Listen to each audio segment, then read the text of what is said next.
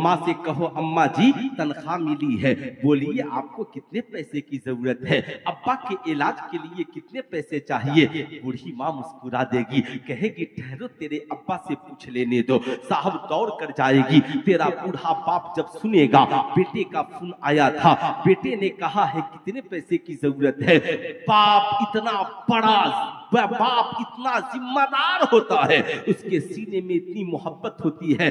बाप कहता है मेरे बेटे से कह दे पहले अपनी बीवी का ख्याल कर ले, पहले अपने बच्चों का ख्याल कर ले, फिर बच्चे का तो हमारे लिए भेजेगा।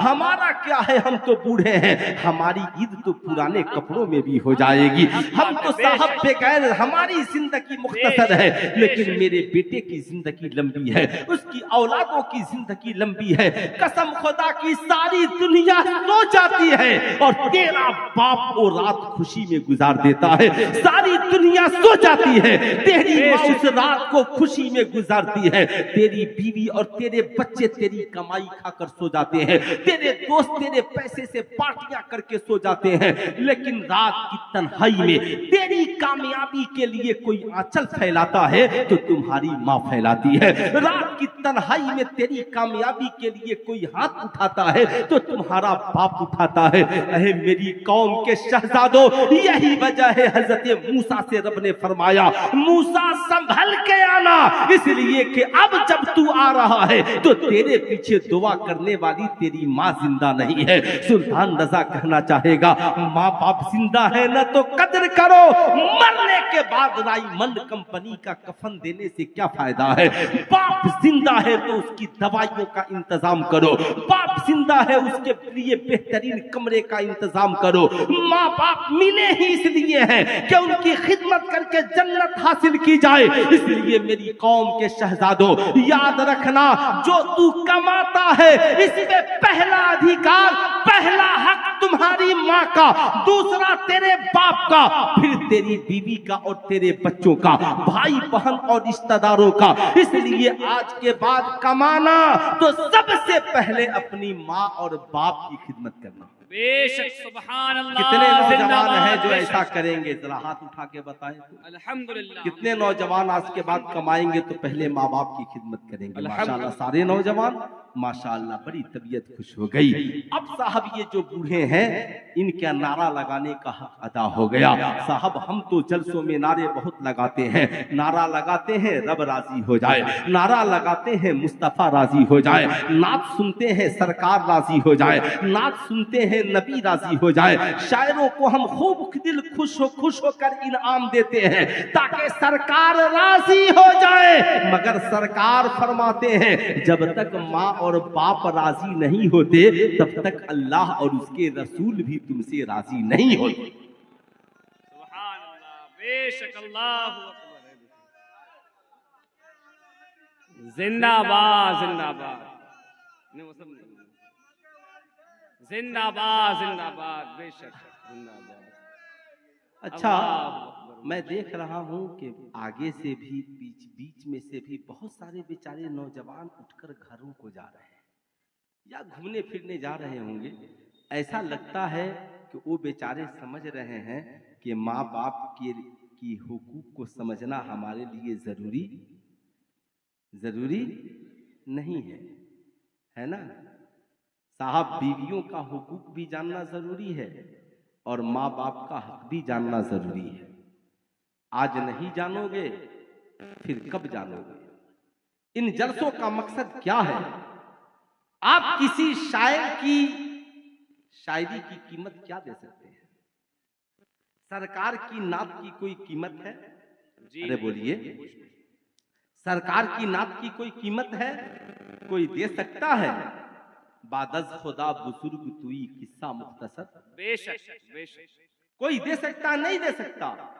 फिर भी हम अल्हम्दुलिल्लाह शायरों को दिल खोल कर देते हैं। सुभान अल्लाह दीजिए, पीर साहब से खूब लंबा मुसाफा कीजिए, आलिमों से भी मुसाफा करते हैं कीजिए, सबसे कीजिए, मगर रात की तन्हाई में कभी बूढ़े बाप का जेब भी देख लीजिए। समझ रहे मेरी बात? रात की तन्हाई में बूढ़े बाप का जेब भी देख लो। या घर में बहू हो तुम ही मालिक हो, तो कभी रात की तन्हाई में अपने शौहर के बाप का जेब भी देख लो कि सारे तेरा पर्स और तेरी पासबुक और तेरा बैंक अकाउंट भरा है, और जिस बाप ने की वजह से पूरा घर आबाद है, उस बाप के जेब में सुबह को चाय पीने के लिए भी पैसे हैं कि नहीं। कभी जाओ ना घर कमा कर लाओ, तो माँ से कहो अम्मा जरा आंचल फैलाना। माँ कहेगी क्या बात है। कहा माँ, जिस आंचल को फैलाकर तूने मेरे लिए दुआ की थी, मैं चाहता हूँ आज उसी आंचल में कुछ तोहफा तेरे लिए डाल दूं। सुभान अल्लाह, सुभान अल्लाह। कभी डाल कर तो देखो। सुभान कसम खुदा की रहमत तेरे कदमों में हो। बेशक बेशक। खुदा की रहमत तेरे कदमों में हो। मेराज की शब है, और मेराज की रात किस महीने में है? यही महीना है। कौन सा महीना है? यही महीना है रजबुल मुरज्जब। खाजा की छठी गुजर गई और मेराज की रात आने वाली है ना। अल्हम्दुलिल्लाह। गालिबन मेरे ख्याल से 7 फरवरी को शबे मेराज है, मेराज की रात है। और कुरान ने क्या कहा? सुबहानल्लज़ी असरा बिअब्दिही लैलम मिनल मस्जिदिल हराम इलल मस्जिदिल अक्सा। पाक है वो जात जो अपने बंदे को ले गया रातों रात मस्जिद हराम से मस्जिद अक्सा तक। यहां तक असरा, इसके आगे मेराज, उसके आगे आराज। अब देखते चले जाएं, मगर सुने जो मैं बताना चाह रहा हूं। मेराज की शबाबू खैरियत है? इधर देखो, इधर खैरियत है? तबीयत ठीक ठाक है? दोनों साथ ही दुनिया में आए थे। ठीक है, जिसे ज्यादा जरूरत हो अकेले जाओ और फिर आ जाओ। ये न समझो कि जिसकी मर्जी की उठा और चला गया। इतना आसान नहीं है। न आप तक मेरा पहुंचना आसान है, न मेरा आप तक पहुंचना आसान है। ये तो खुदा की मर्जी है, बंदे को जहां पहुंचा दे, जहां पहुंचा दे। तो मेराज की शब आका तशरीफ ले गए। कहां? अक्सा में। जब मस्जिद अक्सा में आका पहुंचे, है ना। अच्छा, अभी सुन रहे थे ना नकीब अहले सुन्नत, क्या नाम है? सालिक रजा हबीबी। अरे बोलने सुभान अल्लाह, है ना। फिलिस्तीन की बात जब होती है, मस्जिदों की जब बात होती है, हम अपनी औलादों को जो सिखाएंगे, हमारी औलादें वही सीखेंगी।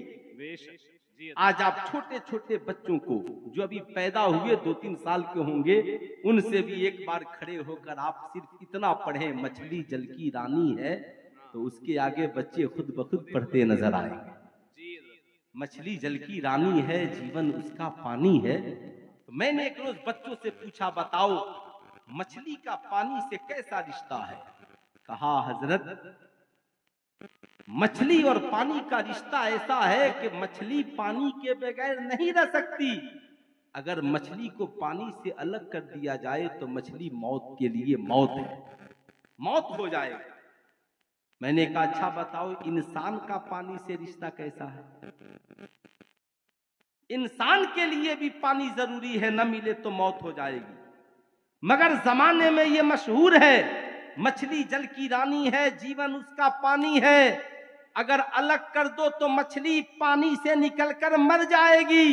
ये तो सारी दुनिया और सारे मुसलमानों के घरों में बच्चों को याद है। मगर आज से 1450 बरस पहले रहमत आलम, हाथ ये दो आलम, नूरे मुजस्सम मुस्तफा जाने रहमत ने ऐलान किया, अल मोमिनो फिल मस्जिद कसमको फिल मा। मोमिन का रिश्ता मस्जिद से ऐसे है जैसे मछली का रिश्ता पानी से है। मछली पानी के बगैर जिंदा नहीं रह सकती, और मोमिन मुसलमान मस्जिद के बगैर जिंदा नहीं रह सकता। अगर जिंदा रहना है तो मछली के लिए पानी जरूरी है और मोमिनों के लिए मस्जिद जरूरी है। बेशक। जिंदाबाद जिंदाबाद। सुभान अल्लाह, सुभान अल्लाह, अल्लाहु अकबर। या रसूल अल्लाह, क्या उम्दा बात है। सुभान अल्लाह, सुभान अल्लाह, बेशक, सुभान अल्लाह, सुभान अल्लाह, अल्लाह जरा उस बाबू को जगा दीजिए, है ना। अस्सलाम वालेकुम, खैरियत से हैं, ठीक ठाक हैं। अच्छा, मुसीबत ये है कि ये रजाकार भी है, जी। बहुत नेक आदमी है। अल्लामा आसिफ इकबाल साहब का नंबर ले लीजिएगा जी। और कल उनसे बात कर लीजिएगा, ठीक है। कि मैं रजाकार होकर सो रहा था। नहीं दोस्त, न सो, जागो जागो, कब तक सोओगे, जी। कब तक सोओगे, जागो, जागना है जाग ले अफलाक के साए तले, हश्र तक सोना पड़ेगा खाक के साए तले। बेशक, ऐसा ही नौजवान जब सोता है तो बीवी पूछती है कि अपने सोते हो और मुझे कहते हो अम्मा अब्बा की खिदमत करो, बताओ कुरान की किस आयत से माँ बाप की खिदमत साबित है। जी। अब एक नौजवान बहुत परेशान था बेचारा, मुझको फोन लगाया, कहा हजरत। मैंने कहा बोलो क्या बात है। कहा हजरत बहुत टेंशन हो गया। मैंने क्या हुआ। कहा मेरी बीवी मुझसे पूछ रही है कि कुरान की किस आयत से तुम्हारे माँ बाप की खिदमत साबित है। अच्छा। कहीं कुरान में लिखा है कि सास ससुर की खिदमत करूं। तो मैंने उससे कहा उससे पूछो कि कुरान में कहां लिखा है कि बीवी की मैं खिदमत करूं। आलिमों से सुना है। मैंने कहा जहां तेरी खिदमत लिखी है वहीं पर सास ससुर की भी खिदमत है। उठाओ कुरान। तो असल में अब सिर्फ मुसलमान शादी के वक्त कुरान दे लेना और देना करते हैं, कुरान कोई पढ़ता नहीं है। ओ हुजूर मुजाहिदे मिल्लत थे। मेरे वालिदे गिरामी बताते हैं कि देवबंदियों से मुनाजरा था और हजरत कलकत्ता से सिवान तशरीफ ले गए और सिवान से 15 किलोमीटर की दूरी पे मुनाजरा था। ट्रेन लेट हो गई, लोग आए और इंतजार करके चले गए। बाकी आलिमों को लेकर देवबंदियों से मुनाजरा था और हजरत मुनासिर थे। ट्रेन जब, वो जमाना तो टेलीफोन का था नहीं ना कि सोना भी ट्रेन में मुश्किल हो जाएगा। जब चाहा फोन लगा दिया, शहबाज नूरी साहब किधर है। मैं तो इनकी तरह बड़ा शायर हूं नहीं, मैं तो शायरों का खातिम हूं, है ना। तो साहब हुजूर मुजाहिदे मिल्लत जब लोग चले गए तो उतरे। किताब की गेठरी है और सिवान में एक बबुनिया मोड़ है, वहां पर एक हलवाई की दुकान थी। हुजूर मुजाहिदे मिल्लत तशरीफ ले गए और पूछा कि बताओ यहां से हथुआ की दूरी कितनी। उस जमाने में कहा कि यहां से 12-13 किलोमीटर। कहा एक काम करो, जो खर्च लगे ले लो, एक लालटेन दो और उसमें तेल डाल कर दो और जला दो, मुझे वहां मुनाजरे में मेरे लिए जाना जरूरी है। अल्लाहु अकबर, अल्लाहु अकबर, सुभान अल्लाह, सुभान आज अल्लाह। क्या कोई दिन की ये खिदमत जात करेगा। से मुजाहिदी मिल्लत, अल्लाहु अकबर, सुभान अल्लाह, सुभान अल्लाह, सुभान अल्लाह। तो बनिया ने लालटेन में तेल डालकर जलाया और अपने नौकर से कहा कि एक काम करो हजरत, अकेले कैसे जाएंगे। हमारे यहाँ लोग गुरु जी कहते हैं, कहा गुरु जी अकेले कैसे जाएंगे, काम कर तू भी साथ में जा ताकि रास्ता ये भटकने ना पाए।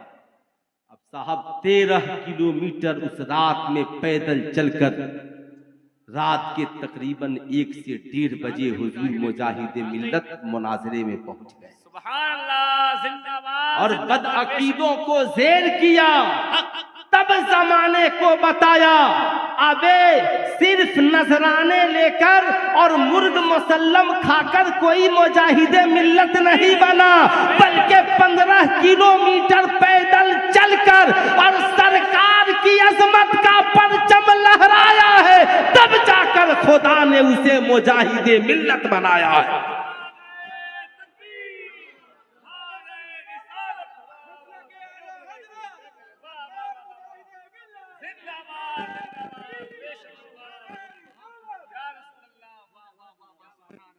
तब खुदा ने उसे मुजाहिदे मिल्लत बनाया है। इतने बड़े आलिम, इतने बड़े आलिम, इतने बड़े आलिम, कुर्बान जाओ। आला हजरत जब अपनी वालदा के पास जाते ना तो बाअदब खड़े हो जाते, खड़े हो जाते। हमारी तरह आवाज न देते, अम्मा किधर हो चली आओ, सुभान अल्लाह, खड़े हो जाते। सुभान जब माँ औलादो वज़ाइफ से फारिग होती ना तो सुभान पेशानी को माँ के कदमों में रख देते। सुभान अल्लाह, सुभान अल्लाह। माँ समझ जाती मेरे तलवों पे अपनी पेशानी मलने वाला कोई और नहीं, मेरा अहमद रजा आ गया है, आए है वाह वाह वाह, मेरा अहमद रजा आ गया है। वाह, आज तो हमें इतना गुरूर है, इतना तकब्बुर। सुनो सुनो, सरकार मस्जिद अक्सा में हजरत आदम से लेकर हजरत ईसा तक सारे अंबिया पहले से ताजीम के लिए खड़े हैं, इस्तकबाल के लिए खड़े हैं। कौन खड़े हैं? आदम भी खड़े हैं, इब्राहिम भी खड़े हैं, इस्माइल भी खड़े हैं, मूसा भी खड़े हैं, ईसा भी खड़े हैं। एक बार भी हजरत आदम ने नहीं कहा आने वाला तो मेरा बेटा ही है, मैं क्यों खड़ा हो जाऊं, है ना। अच्छा साहब, मार्केट में दो किस्म के लोग हैं। एक जो कहते हैं हुजूर सिर्फ नूर है, ये भी गलत। जी, कुछ लोग हैं जो कहते हैं हुजूर सिर्फ बशर हैं, ये भी गलत। हुजूर जब बात नूर की आए तो नूरुन अला नूर है, और जब बात बशर की आए तो खैरुल बशर है। वाह वाह वाह वाह वाह, सुभान खैरुल अल्लाह, बेशक बशर, खैरुल बशर, वाह। अगर हुजूर सिर्फ नूर ही होते तो हुजूर के आने से पहले तो नूरी मखलूक फिरिश्तों की शक्ल में मौजूद ही, फिर इस नूर की जरूरत क्यों। और हुजूर सिर्फ बशर तो हजरत आदम की औलादों से पूरी दुनिया भरी पड़ी थी, फिर बशर की जरूरत ही क्यों। पता चला रब ने हुजूर को सिर्फ नूर नहीं, पहले अपना महबूब बनाया है, महबूब बनाया। अब मार्केट में कोई ये कहे माज़ल्लाह हुजूर हमारी तरह, तो उससे बोलिए कि जब तुम थे ही तो फिर हुजूर को आने की जरूरत क्या था, है ना। कह दीजिए ना, सबसे आला व औला, हाथ उठाकर बोले सबसे आला व औला, सबसे बाला वाला, और सारे अच्छों में अच्छा समझिए जिसे, है उन अच्छों में अच्छा हमारा नबी। आदम भी खड़े, ईसा भी खड़े, जकरिया भी खड़े, यहिया भी खड़े। हजरत आदम ने खड़े होकर बता दिया बेटा जब इमाम हो जाए तो बाप के लिए भी जरूरी है ताजीम के लिए खड़ा हो जाए। इसलिए मैं आपसे कहूंगा याद रखना, इमाम की ताजीम के लिए खड़ा होना ये अंबिया अलैहिमुस्सलाम की सुन्नत है। इसलिए अगर तेरी मस्जिद का कोई इमाम है, और याद रखिएगा सिर्फ मस्जिद का इमाम ही इमाम नहीं होता, मस्जिद का इमाम तो मस्जिद का इमाम होता है, और हमारी जमात का आलिम पूरी कौम का इमाम होता है, पूरे समाज का इमाम होता है। इसलिए जब कोई आलिम नजर आए तो खड़े हो जाइए। जमाना पूछे क्यों खड़े हो, कहना आलिम के लिए खड़ा होना ये हमारे इमाम है, ये अंबिया अलैहिमुस्सलाम की सुन्नत है। अब जरा मुझे ठहरकर कहने दो, जिस नबी के लिए आदम खड़े हैं, जिस नबी के लिए हजरत इस्माइल खड़े हैं, जिस नबी के लिए इब्राहिम खड़े हैं, जिस नबी के लिए मूसा खड़े हैं, जिस नबी के लिए ईसा खड़े हैं, वो नबी सहाबा की झुरमुट में बैठे हैं। इतने में एक मुकद्दस खातून चली आ रही है, मुस्तफा करीम की नजरे करम पड़ी है। जो ही आका की नजरे करम पड़ी, फौरन मुस्तफा जाने रहमत ताजीम के लिए खड़े हो गए। जब नबी खड़े हुए सहाबा भी खड़े हो गए, अर्ज गुजार हुए फिदाका अबी योमी या रसूल अल्लाह, मेरे माँ बाप आप पे कुर्बान। आका जी ये बताया जाए, सारी दुनिया आपकी ताजीम करती है, जब आप अक्सा में पहुंचे तो आदम से लेकर हजरत ईसा तक सारे अंबिया आपकी ताजीम के लिए खड़े होते हैं, मगर आए मेरे सरकार ये कौन पाकीज़ा औरत है जिनकी ताजीम के लिए खुद मुस्तफा जाने रहमत खड़े हैं। कौनैन के ताजेदार मुस्कुराते हैं, कहते हैं मेरे सहाबा क्या तुम अपनी माओ की ताजीम नहीं करते?